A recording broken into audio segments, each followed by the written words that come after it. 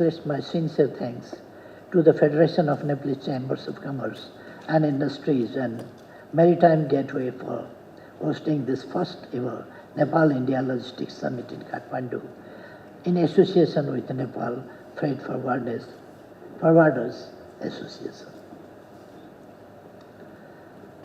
I am delighted to speak a few words on this important theme of transforming logistic landscapes. The theme of the summit bears great relevance in the context that Nepal and India have a significant volume of trade, investment, tourism, and people-to-people investment movement for which smooth and quality logistics, including easy transit facilities, is quintessential. In short, we are good neighbors, and we should be good neighbors. India is Nepal's largest trade partner, both in terms of export and import. However, Nepal's trade deficit with India is very high.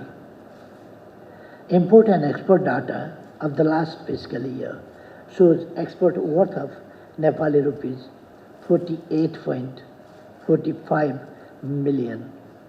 billion and import 863.20 billion, with a deficit of 814.75 billion on Nepal.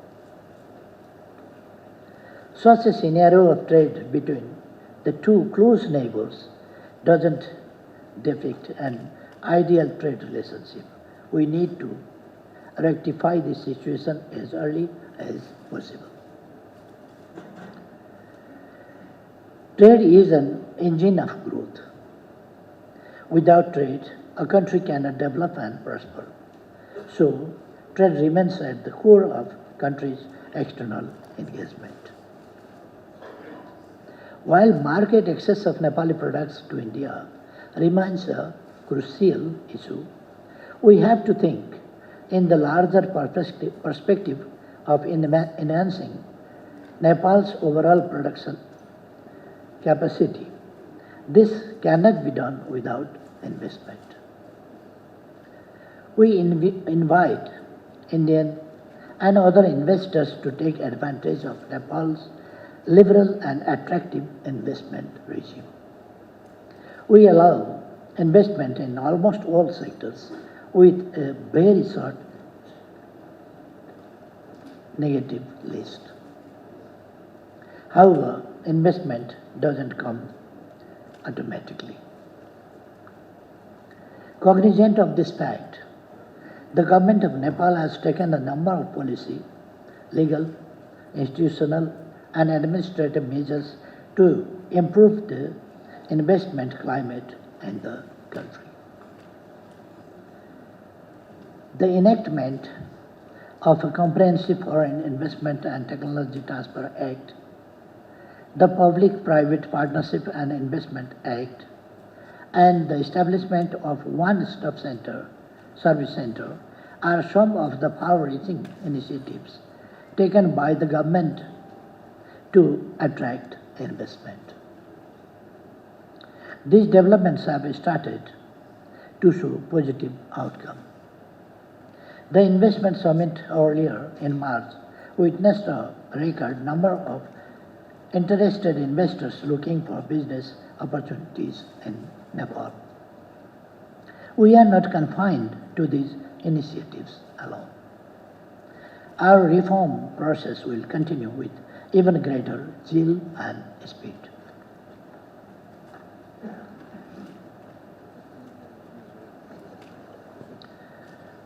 We will be enacting soon Industrial Enterprises Act and Intellectual Property Act to further improve investment climate in the country. We will also intensify negotiations on the agreement on the avoidance of double taxation with interested countries and on concluding bilateral investment treaty. The most important thing is policy stability and consistency that has come with political stability and a stable government. Uncertainty and confusions that characterized our business environment in the past have now been replaced by certainty and clarity. We have development-oriented and business-friendly government whose sole motto is to promote faster economic growth and achieve prosperity for the people of Nepal by taking the private sector on board. Economic transformation is our topmost agenda. Prosperous Nepal, happy Nepali is our national aspiration, and we believe that this is achievable within a reasonable period of time. In the development journey, our immediate goal is to graduate from LDC status, and the medium-term goal is to achieve the status of middle-income country by 2030, together with the realization of SDGs. Despite various odds, we have been able to register over 7% economic growth in the country. Inflation rate is under control and other macroeconomic fundamentals remain sound. Industrial relations have improved with labor market flexibility and the implementation of social security. Huge demographic dividend and abundant natural resources offer promising environment for rapid and sustainable development in our country. What does it mean for us? This means that Nepal is ready for business and welcomes your participation. This also means that Nepal stands as one of the most attractive lands for investment. I sincerely appeal to you all to seize the opportunity and invest in Nepal. Investment is not confined to a handful of areas. Opportunities are vast and attractive. Hydropower, agriculture, tourism, IT, manufacturing, mines and minerals, physical infrastructure and social sectors are some of the sectors where investment is highly profitable. Dear friends, when we talk about logistics available in our two countries, what I find is that the existing transport infrastructure, communication links, trade facilitation measures, transit routes and facilities, and customs clearance procedures are in need of improvement if they are to reach the global standards. Some improvements have been made, but that is not enough. Much more is yet to be done. Needless to say, how critical it is for a landlocked country like Nepal to be connected with neighborhood in the region and with the rest of the world.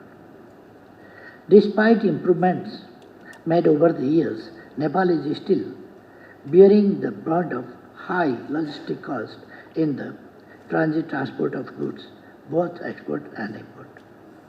Nepal cannot afford this. Only way to reduce this high cost is to upgrade and streamline connectivity, means both hard connectivity of infrastructure and soft connectivity in terms of administrative procedures.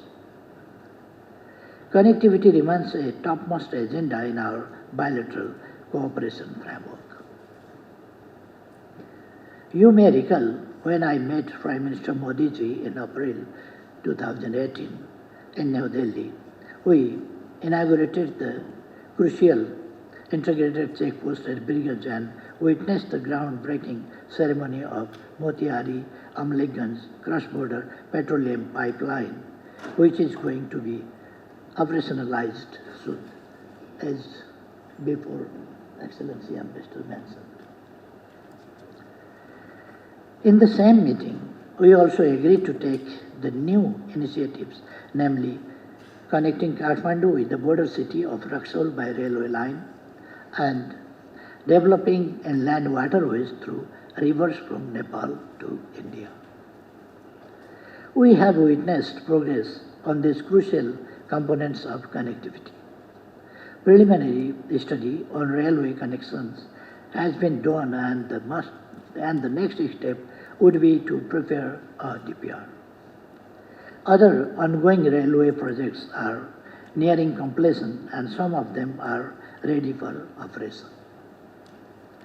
I am happy that my vision for inland waterways is being translated into a reality. There exists an organic linkage between the mighty Himalayas and the vast ocean in ecological terms. By promoting waterways, we would be building economic and commercial linkages between them. The whole idea is to greatly facilitate the movement of goods, services, and people and promote overall connectivity. A shipping office has already been established in Nepal.